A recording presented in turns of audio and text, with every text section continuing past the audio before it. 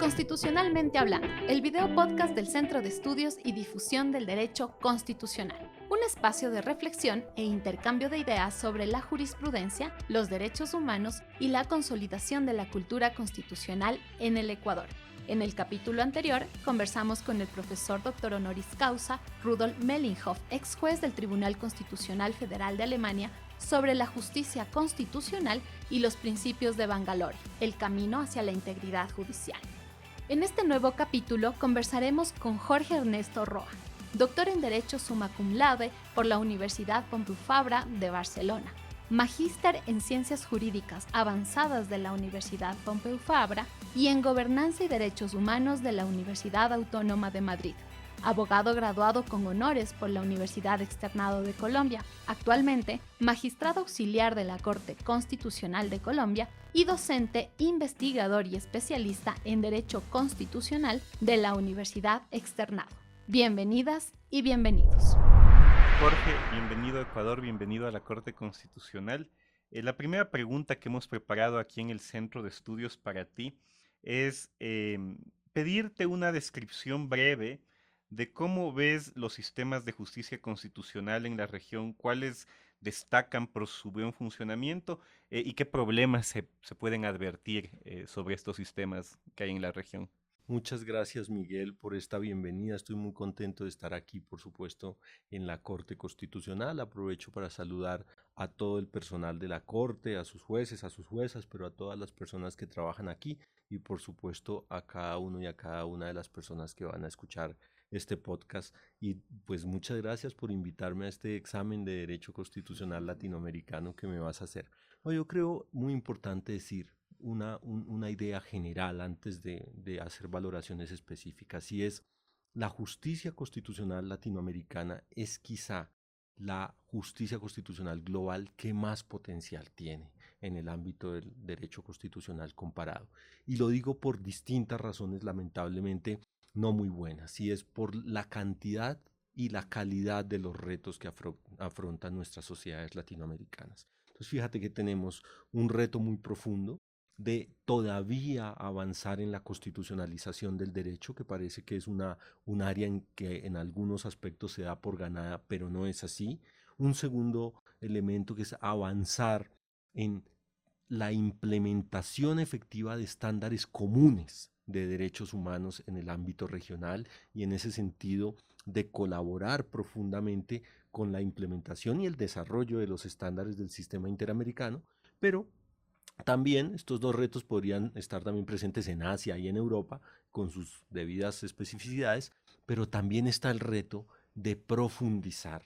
el cambio social que reclaman nuestras constituciones y que piden nuestras constituciones, y un cuarto reto, y es mantener el sistema democrático frente a la erosión democrática y a la amenaza populista que existe en algunos de los países de la región. Entonces, digo que nuestra justicia constitucional latinoamericana, con lo totalizante que puede ser esa opinión, tiene bastantes retos, pero también un bastante potencial para demostrar que el rol de los jueces constitucionales, de los tribunales, de las cortes constitucionales, no es hoy de ninguna manera el que se pensó a inicios del siglo pasado, simples legisladores negativos, sino que hoy juegan un papel mucho más importante en el ámbito de un constitucionalismo global, multinivel, dialógico, transformador y protector del sistema democrático. Y dentro, digamos, de este concepto, ¿hay experiencias que podamos aplaudir en la región sobre esta práctica constitucional? Sin duda, yo creo que hay prácticas constitucionales que son muy destacables y decisiones constitucionales que son muy destacables, y hay que distinguir estas dos cosas. Hay prácticas sostenidas que perseveran, que son bastante destacables en la región, y también decisiones muy importantes, y podríamos hablar de cada una de las dos. Por supuesto, yo me siento muy orgulloso del rol que ha jugado en estos 30 años la Corte Constitucional de Colombia en mi país, en los 4 ámbitos que acabo de decir: en la constitucionalización del derecho, cada vez más en la implementación de estándares internacionales de derechos humanos o en el desarrollo de los mismos, ¿por qué no?, en el avance de una jurisprudencia constitucional transformadora, y finalmente en la defensa de la erosión democrática. Entonces, la Corte Constitucional de Colombia, por ejemplo, podría tener una práctica reiterada muy destacable en ese sentido. Pero claro, dentro de esa práctica hay muchas decisiones individuales que pueden ser destacadas. Quizá la más famosa a nivel comparado es la sentencia C-141/2010, en la que la Corte Constitucional prohibió la segunda reelección presidencial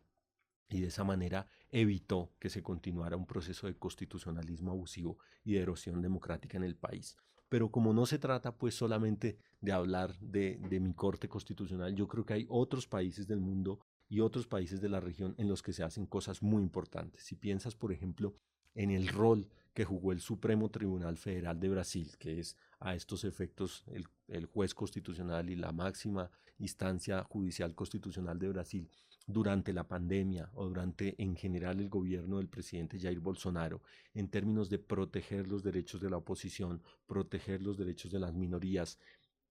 invitar al gobierno y obligarle a adoptar las resoluciones de la Organización Mundial de la Salud para combatir la pandemia, avanzar en la protección de los derechos y las libertades en un contexto de profunda erosión democrática, pues podemos ver que ahí hay otra práctica muy sostenida de una jurisprudencia también transformadora que implementa mecanismos como el estado de cosas inconstitucional, que piensa en sentencias estructurales para resolver problemas sociales profundos. En fin, entonces diría Colombia, Brasil, pero no se trata, yo creo, de hacer una lista muy extensa o muy particularista. Yo creo que hay prácticas constitucionales muy destacadas. La Sala Cuarta de Costa Rica, por supuesto, tiene una jurisprudencia muy inteligente también en materia de protección de las libertades fundamentales y tiene tensiones también con el sistema interamericano que son razonables. Y por supuesto, me imagino, más adelante mencionaremos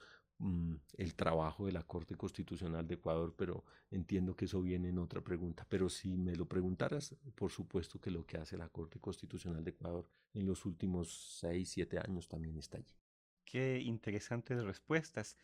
Un poco en esa línea, la siguiente pregunta es que en América Latina ha imperado durante siglos una tradición civilista del derecho. Y quería preguntar a partir de la experiencia colombiana en específico, ¿cómo debemos asumir este reto de la cultura del precedente? Mira, hay dos elementos que yo quiero traer a colación a propósito de esa pregunta tan inteligente. Es cierto que tenemos una cultura civilista, si se quiere también privatista, de comprender el derecho, las relaciones intrafamiliares, las relaciones intrapersonales, las relaciones laborales, en fin. Pero eso ha llegado a su fin, eso ha llegado a su fin, Miguel, como paradigma de comprensión del derecho contemporáneo y yo registro con bastante satisfacción varios elementos. Por una parte, el aumento de colegas que se dedican al derecho privado, al derecho del arbitraje, al derecho laboral, de la seguridad social, que piensan, publican y predican de alguna manera el derecho en clave constitucionalizada. Entonces, si tú das un recorrido por las bibliotecas más actualizadas de derecho público que tienen textos sobre la constitucionalización del derecho privado, sobre la forma como se constitucionaliza el derecho penal, el derecho civil, el derecho procesal, el arbitraje, tanto de inversiones, el arbitraje internacional. Piensa en los estudios de Víctor Ferrer Escomella sobre esa materia. En fin, entonces yo creo que si esto fuera, y desde luego que no lo es, una especie de batalla, pero no lo es más un proceso social, y ahora diré algo de eso, la constitucionalización va ganando la batalla. Pero quisiera decir que no es un tema en el cual los constitucionalistas tengamos que tener alguna especie de orgullo o de ego, sino todo lo contrario. Tenemos que tener la conciencia de que este es un proceso social, que la constitucionalización del derecho es un proceso social en el que la ciudadanía, en sus distintos roles, en el rol de hijo, en el rol de trabajador o trabajadora, en el rol de empleado, empleada, en todos los roles, reclama el cumplimiento de las promesas constitucionales. El trabajador reclama el cumplimiento de la promesa constitucional de dignidad humana en su jornada de trabajo, en el reconocimiento de sus prestaciones sociales, en un salario justo. En fin, la mujer cuidadora, la mujer que se dedica al cuidado doméstico, en fin, reclama el cumplimiento de las promesas sociales. Los niños y las niñas reclaman el cumplimiento de las promesas constitucionales. Entonces, la constitucionalización del derecho no es un movimiento teórico ni una ni un triunfo de la teoría constitucional sobre el derecho privado o sobre cualquier otra área del derecho. Es un proceso social en el cual los ciudadanos y las ciudadanas reclaman que eso que dice la Constitución se haga verdad en relaciones que están pues tradicionalmente reguladas por otras áreas del derecho. Interesantísimo debate, y eso nos puede llevar a veces a un problema que en Ecuador sucede, ¿no? También creo que en otros lugares de la región, y es que la ciudadanía ve que son cortes prestigiosas, y por tanto las ven como los lugares donde de algún modo puede haber confianza para tomar decisiones y para tutelar los derechos, ¿no? Entonces, un problema que se advierte es cómo evitar saturar la justicia constitucional al punto de lesionar o ralentizar su funcionamiento. Sí, es muy importante tener en cuenta que primero esto es un reconocimiento, que la sociedad, incluso me refiero a la ciudadanía, pero también a los poderes establecidos, hace a los tribunales constitucionales, y es en cuanto mantengan su independencia, en cuanto mantengan su imparcialidad, en cuanto dejen desplegarse a proyectos políticos, a proyectos revolucionarios y mantengan las condiciones institucionales que les hacen valiosos, la ciudadanía y los poderes establecidos depositarán su confianza en las Cortes Constitucionales. Y eso es lo que tú registras en tu pregunta, un fenómeno de acuerdo con el cual se deposita quizá una excesiva confianza en los tribunales constitucionales, basada no solo, decía, en las condiciones institucionales y en el buen trabajo que estos realizan, por supuesto sus integrantes, sino también en el descrédito y en la deslegitimación correlativa de los demás poderes del Estado. Tenemos una profunda crisis latinoamericana de la democracia representativa, una profunda cooptación de los parlamentos en muchos países por parte del Poder Ejecutivo, un hiperpresidencialismo exacerbado que no rinde cuentas a la ciudadanía, y frente a ese desapego tenemos mecanismos como el amparo, el mandato de protección, la acción de tutela, según se llame en cada país, que acercan el derecho y que acercan algunas autoridades a la ciudadanía. Entonces la ciudadanía percibe que el juez constitucional, en contra de lo que ocurre con el Parlamento, con la administración, es un juez cercano, es un juez ecuánime, es un juez ponderado que puede responder de distintas maneras a sus reclamos sociales. Pero en esto hay que tener un cuidado, y tú lo adviertes muy bien, y es: una cosa es que una Corte Constitucional pueda ser muy buena para hacer muchas cosas, y otra cosa es que definitivamente debamos asignarle esa competencia. Piensa, por ejemplo, una cosa es que una Corte Constitucional pueda ser muy buena para designar a los gobernadores de los departamentos o los alcaldes de las ciudades, porque seguramente elegiría muy buenas personas, y otra muy distinta que eso lo debamos hacer en un sistema democrático. Y podría seguir dando una lista mucho más extensa de funciones para las cuales las cortes parecen buenas, pero nunca deberíamos asignarles esas funciones, en bien de la democracia y en bien de las propias cortes constitucionales. Tanto la Corte Constitucional colombiana como la ecuatoriana han sido objeto de críticas por parte de quienes no están de acuerdo con el diseño de sus atribuciones. Se han mencionado que ejercen un poder ilimitado.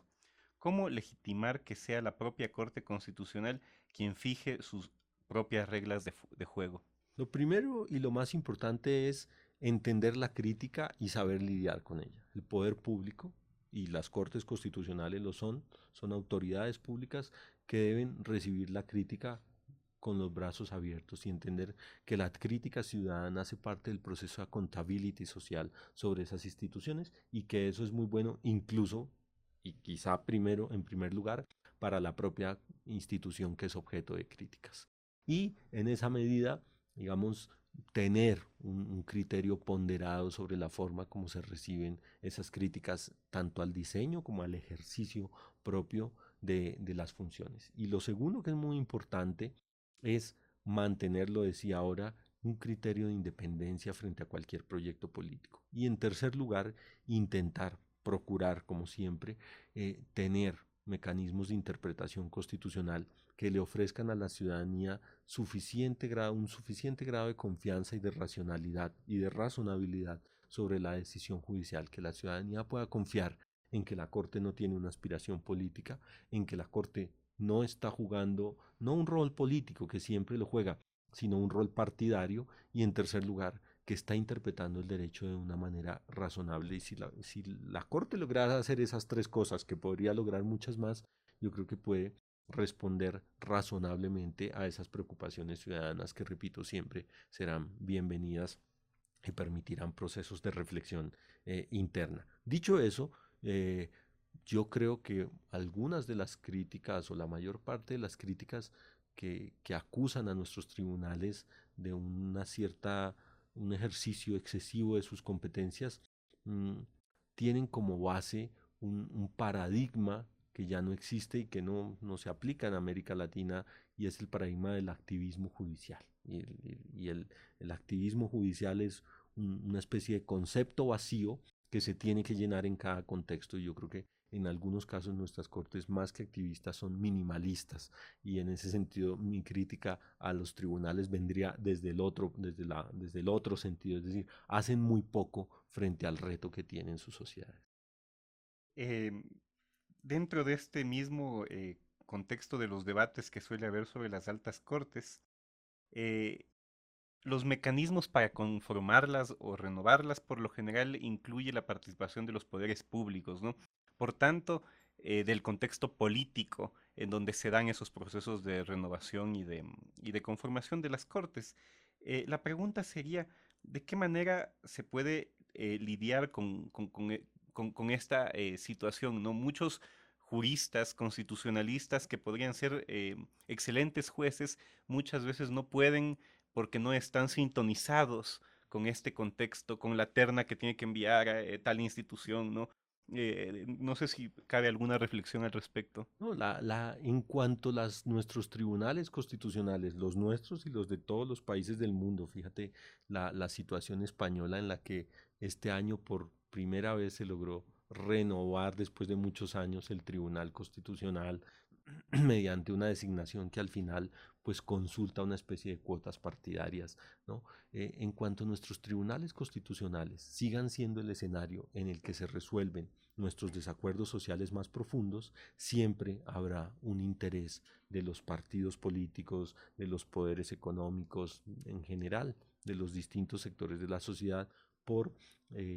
incluir personas, magistrados, magistradas, que compartan alguna línea de pensamiento, y eso es algo con lo que tenemos que aprender a lidiar, no es algo que nos deba parecer extraño, pero una vez que entendemos que esa es una intención y una realidad, tenemos que pensar en mecanismos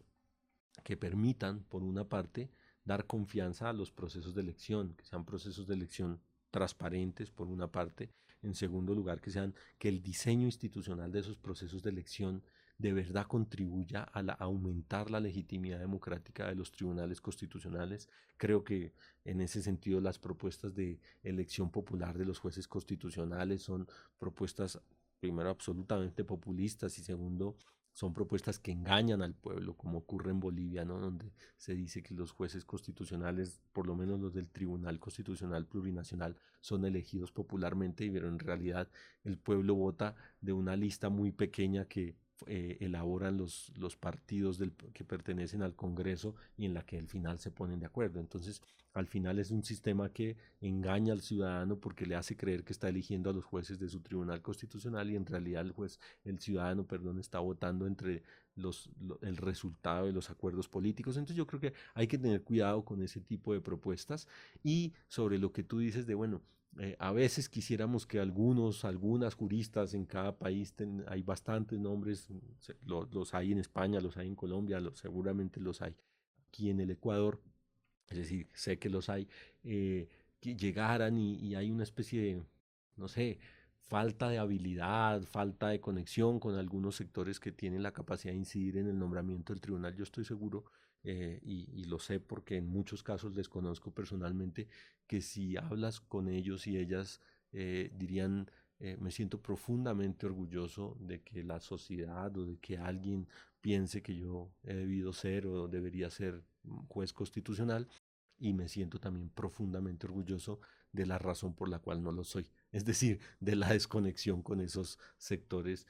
no como una apatía ni como una enemistad, simplemente por haber, los académicos solemos llevar una vida pues alejada de ciertos círculos de poder, de ciertos círculos, y, y eso puede tener un costo de oportunidad, pero desde luego un proyecto de vida que nos hace muy orgullosos. La verdad es que sí. Em, Otra pregunta. Las cortes constitucionales o las altas cortes que administran justicia constitucional suelen ser objeto de a veces ataques o digámoslo, eh, de situaciones en las cuales otros poderes del Estado o actores políticos le culpan de cosas y le quieren como politizar al debate, poniéndole la Corte o Tribunal Constitucional en el medio de un debate político, ¿no? Así que la pregunta ¿es la tarea de una Corte Constitucional o de un Tribunal Constitucional responder a estas cuestiones o cómo deben reaccionar estas altas cortes y sus magistrados a esos contextos donde les buscan para la confrontación? Yo creo de modo general, Miguel, como una actitud de vida, ¿no? Individual y luego cometeré, digamos, incurrir en la falacia de trasladarlo a lo institucional, que en general uno no debe caer ante ninguna provocación, ante ninguna provocación. Siempre la provocación perjudica más a quien cae, ¿no? Y en cambio, si no se cae, pues entonces solo deja, digamos, ansioso y ansiosa a la persona o a la institución que que la suscita, ¿no? Piensa que tú me hicieras ahora una entrevista bastante provocadora, bastante insultante. Claro que no es el caso, estamos muy lejos de eso. eh, y yo simplemente te contestara pues un poco como lo estoy haciendo, con cordialidad, en fin, al final creo que eso es un poco la vida, ¿no? Ir actuando por la línea de vida, por el proyecto de vida que uno se ha fijado y hacer lo mejor que uno puede en cada uno de los momentos. Y entonces hago esta reflexión personal, quizá un poco de trascendencia individual, para decir, yo creo que la actitud de las instituciones y de quienes las integran debe ser la misma. Es decir, al mismo tiempo que la Corte Constitucional, nuestros tribunales constitucionales, no pueden evadir la resolución de desacuerdos sociales profundos, porque por una u otra vía les terminan llegando la reelección presidencial, el matrimonio de parejas del mismo sexo, la inseminación artificial, en fin, cuestiones profundamente polémicas, profundamente debatidas, en fin, las reformas tributarias, las reformas laborales, que pasan por muchos intereses. El tribunal no puede eludir su responsabilidad de asumir y de debatir ese desacuerdo y de dar una respuesta a la sociedad, pero al mismo tiempo no está llamado de ninguna manera a entrar en una confrontación política con ninguno de los poderes del Estado al resolver esos desacuerdos. Por el contrario, yo creo que tiene que hacer una labor muy importante de filtrar esas provocaciones y convertirlas más bien en intentar leerlas con los mejores ojos, como si fueran muy buenos argumentos, intentar canalizarlos y, por supuesto, con elegancia, con altura y con dignidad constitucional, responder en cómo responden los tribunales y es a través de sus decisiones. La defensa de los derechos de las minorías habitualmente suele ser el principal argumento de las mayorías para deslegitimar el rol de las cortes constitucionales como intérpretes últimas de la Constitución. La pregunta es, ¿la jurisdicción constitucional puede transformarse en una constitucionalización de la política cuando toca fibras sensibles de la sociedad? Mira, sobre la primera parte de tu pregunta, yo creo que eh, ahí hay un error conceptual, por supuesto, no de la pregunta, sino de quienes así proceden. Incluso los mayores detractores de la justicia constitucional desde la perspectiva teórica, pienso en un autor clásico como John Harili, él decía, mire,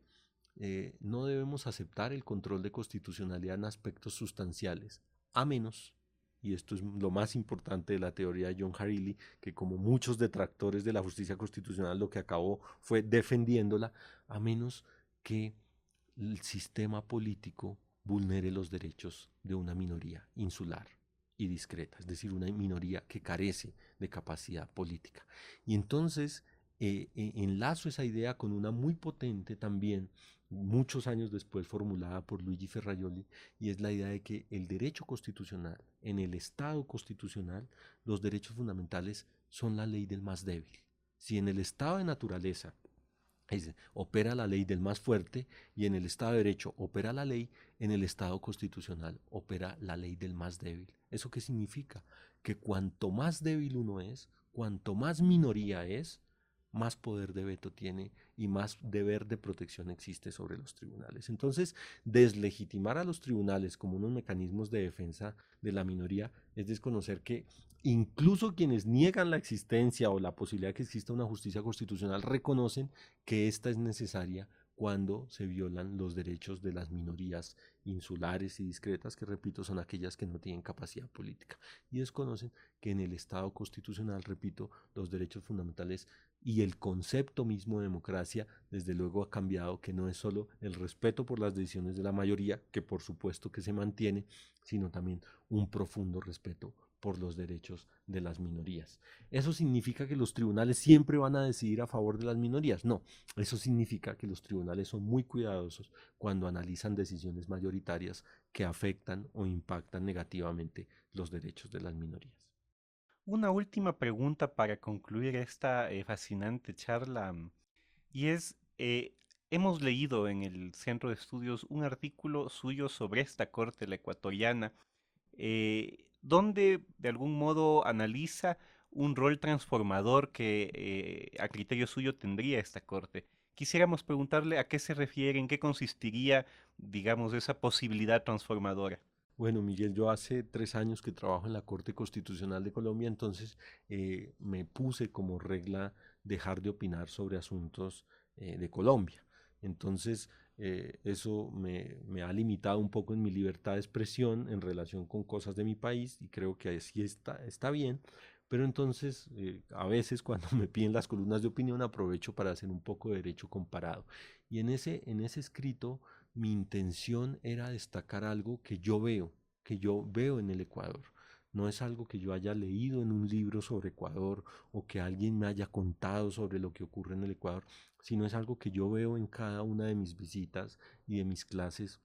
aquí en las universidades con mis estudiantes, y es cómo este tribunal ha profundizado algo de lo que hablábamos al inicio de este podcast, y es la constitucionalización del derecho, pero sobre todo la constitucionalización de la vida. Entonces, si uno escucha los debates políticos, si uno se sienta a tomar un café, si uno escucha la radio, o si uno pregunta a sus estudiantes de qué áreas vienen, pues resulta que vienen de áreas muy diferentes del derecho. No son estudiantes que quieren teóricamente entender el derecho constitucional solamente, sino que son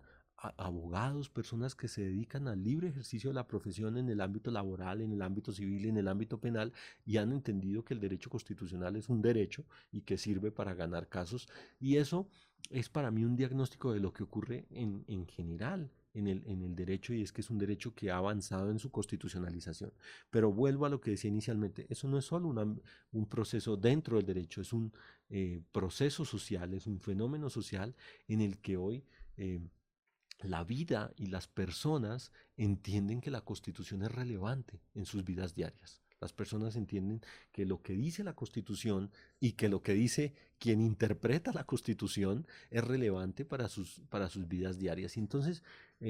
yo he visto que es en ese proceso social, este tribunal en los últimos por lo menos 5 años ha tenido un rol fundamental. Un rol fundamental. Y entonces, desde luego, sin ninguna pretensión de autoridad, ni más faltaba, sino con toda la humildad y con todo el cariño, un poco lo que quería decir en esa columna es, eh,